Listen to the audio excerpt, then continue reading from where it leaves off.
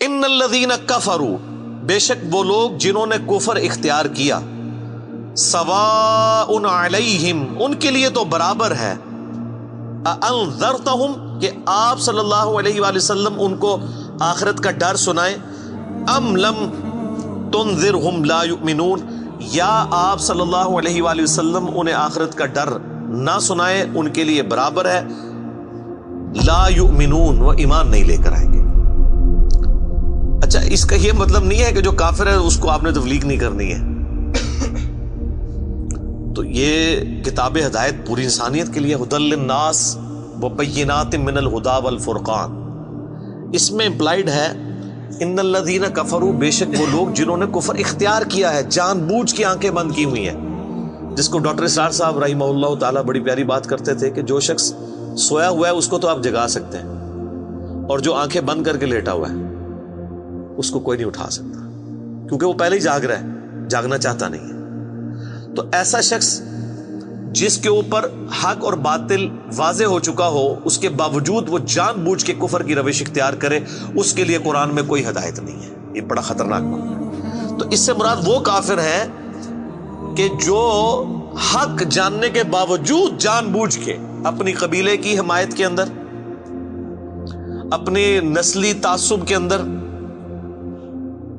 یا jealousy factor کی وجہ سے، جس طرح یہودی تھے، نبی صلی اللہ علیہ وآلہ وسلم کو ماننے سے انکار کر دیا، وہ سب کے سب اس کیٹیگری میں فال کرتے ہیں۔ ان کے لیے اب آپ ان کو تبلیغ کریں نہ کریں، ان کے لیے برابر ہے، وہ ایمان نہیں لے کر آئیں گے۔ ختم اللہ علی قلوبہم، اللہ نے ان کے دلوں پر مہر لگا دی ہے، سیل کر دیا، یعنی سیل ہو گئی، اب کوئی چیز اس کے اندر داخل نہیں ہو سکتی۔ وعلی سمعہم، اور ان کے کانوں پر بھی، وعلی ابصارہم، اور ان کی آنکھوں پر بھی، غشاوۃ، پردہ پڑ چکا ہے، ولہم عذاب عظیم، اور ان کے لیے بہت بڑا عذاب تیار کر رکھا ہے اللہ نے۔ وَلِعَوْذُ بِاللَّهِ تَعَالَى اللہم اجرنا من النار، اللہم اجرنا من النار، اللہم اجرنا من النار۔ اچھا، قرآن کا طالب علم جب اس طرح کی آیات پڑھتا ہے نا تو وہ پریشان ہو جاتا ہے کہ بھئی قرآن تو بہت سٹریٹ فارورڈ ہے، اور آپ دیکھ رہے ہیں کہ اللہ تعالیٰ کے مزاج میں وہ چیزیں نہیں ہیں جو آپ کو میٹھے میٹھے واعظین بتاتے ہیں۔ اس لیے میں کہتا ہوں کتابوں کا خدا اور ہے اور بابوں کا خدا اور۔ قرآن بہت سٹریٹ فارورڈ ہے، کیونکہ یہ کلام کرنے والا کون ہے؟ اللہ، بے پرواہ ہے، اور وہ اسی پیشن کے ساتھ بات کرے گا تو آپ بھی اللہ کو سیریس لیں گے نا۔ اور اگر آپ کو یہ کہانی کرائی جائے گی، خیر ہے، جیسے ایک نانی ماں ہوتی ہیں، ایک دادی ماں ہوتی ہیں، تو اللہ تعالیٰ تو نانی اور دادی سے بھی بڑھ کے رحم کرنے والا ہے۔ یہ کہانی، یہ کس آیت میں، کس حدیث میں لکھی ہوئی ہے یہ بات؟ اور میں اس کو پھر اینٹی وینم الزامی جواب کے طور پہ، پھکی کے طور پہ کہتا ہوں کہ اگر یہ نانی دادی اور ماں کے ساتھ آپ اللہ کو تشبیہ دے رہے ہیں اس کی محبت کو، تو کیا یہ نانی دادی اور ماں والی محبت اللہ تعالیٰ کی ابو جہل اور فرعون کے ساتھ بھی ہے؟ تو سارے کہیں گے نہیں۔ تو جو کلمہ پڑھ کے اللہ کے نافرمان اور باغی ہے ان کے ساتھ بھی ہے؟ نہیں۔ جو اللہ کی طرف رجوع لے آئے ان کے لیے۔ پورے قرآن میں ایک آیت بھی ایسی نہیں ہے کہ جو اللہ کا باغی ہو، رجوع نہ لانے والا ہو، اللہ کہتا ہوں میں اس کو معاف کرنے والا ہوں۔ ہمیشہ یہ ہے کہ جو توبہ کر لے، اپنی اصلاح کر لے، رجوع لے آئے۔ یہ درجنوں آیات ہیں، وہ وقت کے ساتھ آئیں گی، ورنہ تو میں اسی آیت کے اوپر ہی پورا یہ لیکچر ختم کر دوں گا، پھر آپ کا وہ یہ مصحف تو پچھلا تو 9 سال میں ختم ہوا ہے، یہ 18 سال میں بھی ختم نہیں ہونا۔ لیکن جنرل میں بات ضرور کروں گا تاکہ آپ کو ایک کنسیپٹ کلیئر ہو کہ جو باتیں بتائی گئی ہیں بالکل نان سینس باتیں ہیں، اس طرح کا کوئی کنسیپٹ نہیں ہے اسلام کے اندر۔ ایک میرا یوٹیوب پہ کلپ بھی ہے، اللہ کی رحمت سے دھوکا، وہ آپ کلپ دیکھیں، میں نے اس میں کراس ریفرنس کے طور پہ کئی آیات پیش کی ہیں کہ یہ آپ کو بالکل کہانی کرائی گئی ہے۔ اللہ تعالیٰ اپنے معاملات میں بہت سخت ہے۔ اچھا، اس کی وجہ سے بعض لوگوں کے دماغ میں یہ بھی آ جاتا ہے کہ یار اللہ تعالیٰ دیکھو مور لگا دیتا ہے، نعوذ باللہ، اللہ تعالیٰ کی اپروچ بڑی کوئی فنیٹک والی ہے، نعوذ باللہ۔ ایسا نہیں ہے، یہ ان لوگوں کے لیے جو جان بوجھ کے حق سے اناد کرتے ہیں، تو پھر اللہ تعالیٰ کے غضب کا کوڑا ان پہ پڑتا ہے کہ یار ان کو بات سمجھ بھی آ گئی تھی، اس کے باوجود انہوں نے یہ کیا ہے، اب میں ان کو نہیں چھوڑوں گا، اب ان کے اندر ہدایت داخل بھی نہیں ہو سکے گی. یہ بہت، یعنی اس کو کہتے ہیں پوائنٹ آف نو ریٹرن. اب اس پہ اللہ تعالیٰ کو کوئی پوچھ نہیں سکتا، اس کو اللہ نے بین کیا ہے. لا يسأل عما يفعل وهم يسألون. اللہ کو کوئی نہیں پوچھ سکتا اس نے کوئی کام کیوں کیا. اللہ ہر ایک کو پوچھ سکتا ہے. یہ اللہ کو گلہ نہیں کیا جا سکتا. رب ہے، مالک ہے، اس نے اپنے لیے رول طے کیا کہ بھئی جب پوائنٹ آف نو ریٹرن پہ کوئی بندہ پہنچے گا، سچائی قبول کرنے کے باوجود وہ حق سے اناد کرے گا، اس کو نظر آ جائے گی سچائی ہے، پھر بھی وہ اناد کر دے گا، پھر میں موت لگا دوں گا. آؤ پھر وقت کا پیغمبر بھی اس کو ہدایت نہیں دے سکتا. انک لا تہدی من احببت ولکن اللہ یہدی من یشاء. اے نبی، جس سے تم محبت کرتے ہو تم بھی اسے ہدایت نہیں دے سکتے. اللہ جسے چاہتا ہے ہدایت دیتا ہے. ہدایت کس کو دیتا ہے؟ والذین جاہدوا فینا لنہدینہم سبلنا. جو لوگ ہماری راہ میں کوشش کریں گے ان کے لیے ہم اپنی راہیں کھولیں گے. اس کائنات کی سب سے ایلیٹ چیز ایمان ہے، جس کے اوپر ہمیشہ کی کامیابیوں اور ناکامیوں کا فیصلہ ہونے والا ہے. تو آپ کیا سمجھتے ہیں کہ آپ کو یہ راہ چلتے فٹ پاتھ پہ گری پڑی مل جائے گی؟ اس کے لیے کوئی ایفرٹ پٹ نہیں کرنی پڑے گی. اور دنیا میں جس چیز کی منفعت چند سالوں کے لیے ہو وہ بھی اتنی ایفرٹ پٹ کرنے کے بعد ملتی ہے. اور جس سے ہمیشہ کی کامیابیاں آپ کا مقدر ہونے والی ہیں، آپ سمجھتے ہیں کہ وہ آپ کو چنگے جی لگ جائے گی، مفت میں ہی مل جائے گی؟ نہیں، ناٹ ایٹ آل.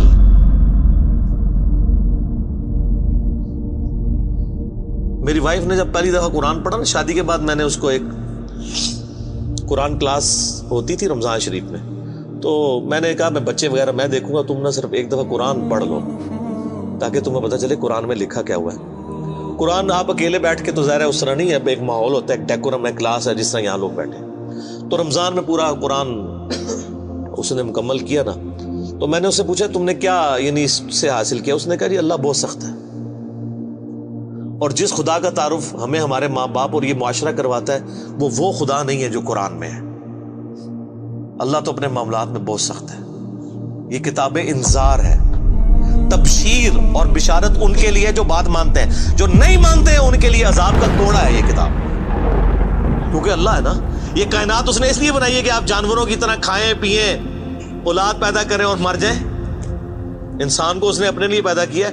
پوری کائنات انسان کے لیے اور انسان کو اپنے لیے. وما خلقت الجن والانس الا لیعبدون. اچھا یہ جو بات ہے نا، ختم اللہ علی قلوبہم وعلی سمعہم وعلی ابصارہم، مہر لگا دی ان کے دلوں پر، کانوں پر، آنکھوں پر، پردہ ڈال دیا، اب عذاب ہی ان کو آئے گا. یہ آپ نے اگر بات سمجھنی ہے نا تو آپ پارہ نمبر 7 کے آخری صفحے پہ آ جائیں. سورۃ الانعام میں آیت نمبر ہے 110، 7ویں پارے کی آخری آیت. آپ کے یہ بلو والے قرآن میں 142 نمبر پیج کی آخری آیت 110 نمبر. وَنُقَلِّبُ أَفْئِدَتَهُمْ وَأَبْصَارُهُمْ. ہم پھیر دیتے ہیں ان کے دلوں کو اور ان کی آنکھوں کو، عقل اور ان کی آنکھوں کو، کہ وہ حق بات قبول نہ کریں. حق سے اللہ فرماتا ہے کہ میں ان کو حق سے اندھا کر دیتا ہوں. کما لم یؤمنوا به اول مرہ، جس طرح کہ انہوں نے بھی تو پہلی دفعہ جب ان کے اوپر حق کھلا تھا انہوں نے ایمان لانے سے روح گردانی کی تھی نا، اب یہ چاہیں گے بھی نہ تو میں ان کو اسلام کی طرف نہیں آنے دوں. وَنَذَرُهُمْ فِي طُغْيَانِهِمْ يَعْمَهُونَ، اور میں ان کو چھوڑ دوں گا اپنی سرکشی میں بھٹکتے پھریں. وَلَوْ أَنَّنَا نَزَّلْنَا إِلَيْهِمُ الْمَلَائِكَةَ، اور اب اگر فرشتے بھی ان کے سامنے نازل ہوں، وَكَلَّمَهُمُ الْمَوْتَى، اور مردے قبروں سے نکل کے ان کے ساتھ بات کرنا شروع کر دیں. وَحَشَرْنَا عَلَيْهِمْ كُلَّ شَيْءٍ قُبُلًا، اور ہر چیز جن کا ان سے وعدہ کیا تھا ان کی آنکھوں کے سامنے آ جائے، قیامت بھی، عذاب بھی، سب کچھ بھی. مَا كَانُوا لِيُؤْمِنُوا، پھر بھی ایمان نہیں لے کے. یہ ہے سر کتابوں کا خدا. یہ نانی اماں، دادی اماں اور ماما نہیں ہے، یہ اللہ ہے. کتنی سختی ہے کہ فرشتے بھی.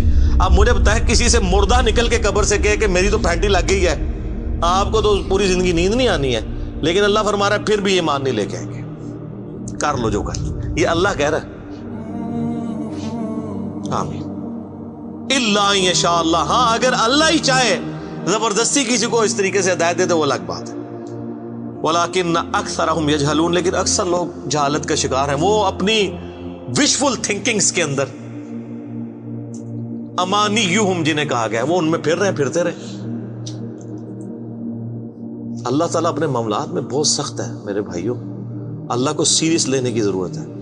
ظاہر ہے اس کائنات کی ایک ہی حقیقت ہے، وہ اللہ ہے، اگر اس کو کوئی سیریس نہیں لیتا تو اللہ تعالیٰ کے لیے کیا ہے؟ وہ تو اپنے نبی سے 3 دفعہ قرآن میں کہلوا رہا ہے، قل انی اخاف ان عصیت ربی عذاب یوم عظیم، اے نبی تم فرما دو کہ بالفرض اگر میں بھی اپنے رب کی نافرمانی کروں تو مجھے خود اس بات کا ڈر لگا ہے کہ بڑے دن کا عذاب مجھے بھی آ پکڑے گا۔ جی سورۃ الانعام، سورہ یونس، سورہ الزمر، 3 سورتوں میں یہ ایک آیت 3 دفعہ آئی ہے۔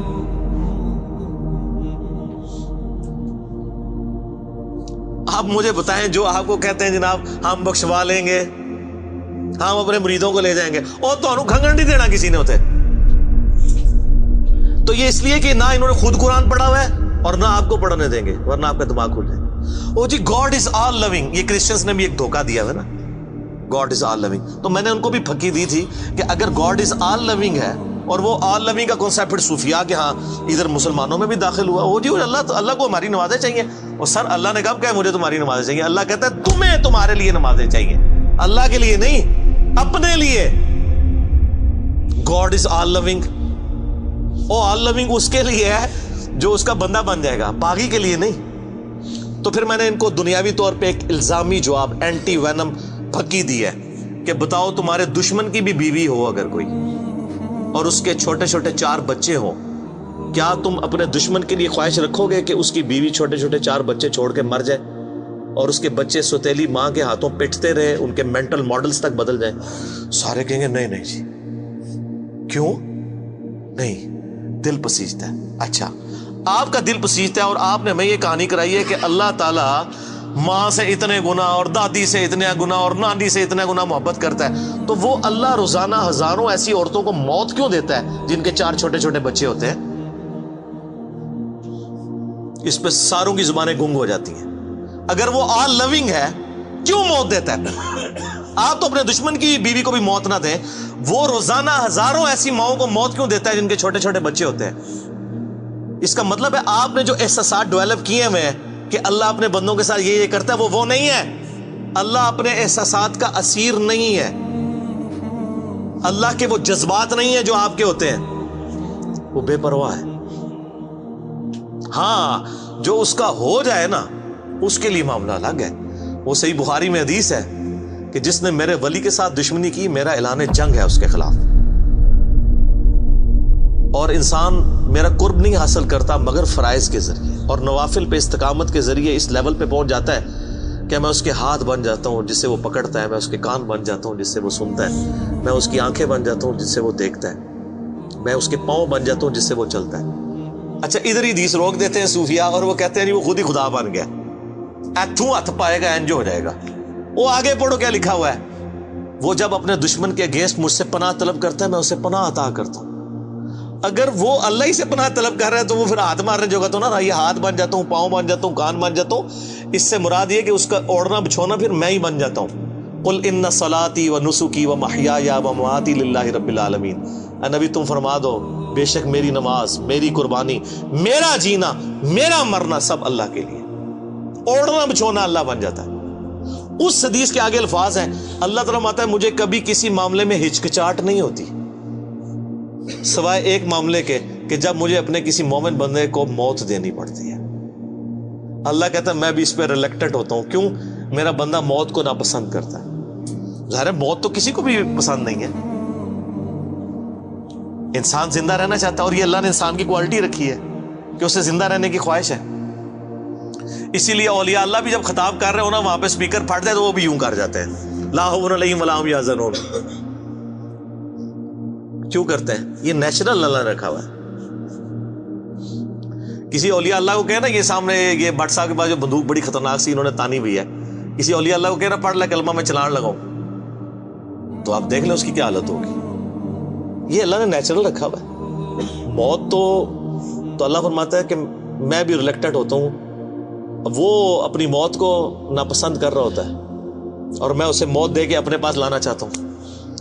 پھر کیا ہوتا ہے؟ پھر تو وہ قرآن پاک میں سورہ حمیم سجدہ میں ہے نا کہ ایسے لوگوں میں پھر فرشتے نازل ہوتے ہیں، ان کو بشارت دیتے ہیں موت کے وقت.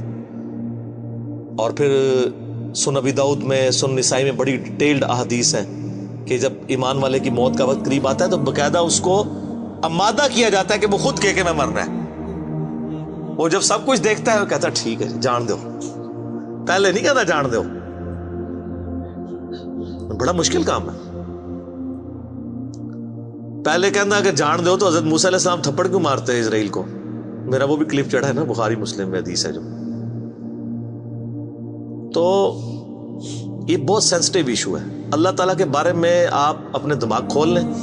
یہ آپ وہ کتاب کھول رہے ہیں جو بابوں کی لکھی ہوئی نہیں ہے کتاب. یہ اللہ کی نازل کردہ کتاب ہے. اس کو اسی طریقے سے سمجھنا ہے.